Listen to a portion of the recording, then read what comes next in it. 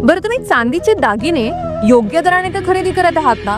कारण की चांदीचे दागिने जसं की पैंजण, जोडवी, मासोळी हे 100% शुद्ध चांदीत बनवता येत नाहीत. कारण शुद्ध चांदी खूप मऊ असते, त्यामुळे दागिन्यांना मजबूती आणि टिकाऊपणा यावा म्हणून त्यात इतर काही धातू ऍड केले जातात. पण खरी महत्वाची गोष्ट म्हणजे आपण ज्या शुद्धतेची चांदी घेतोय त्यानुसारच आपण पैसे देतोय की जास्त देतोय. म्हणजे समजा एखाद्या पैंजणची 70% शुद्धता असेल आणि तुम्ही त्यासाठी 100% शुद्ध चांदीचा दर देत असाल तर ते बिलकुल योग्य नाही. आता या पैंजणच्या बारकोड मध्ये स्पष्ट दिसते की याची शुद्धता 70% आहे. समजा आजचा चांदीचा दर हा 271 प्रति ग्रॅम असेल तर 70% शुद्धतेनुसार 189 प्रति ग्रॅम होतो. आणि जेव्हा आपण जुने दागिने एक्सचेंजला देतो तेव्हाही तिचा दर शुद्धतेनुसारच ठरवायला हवा.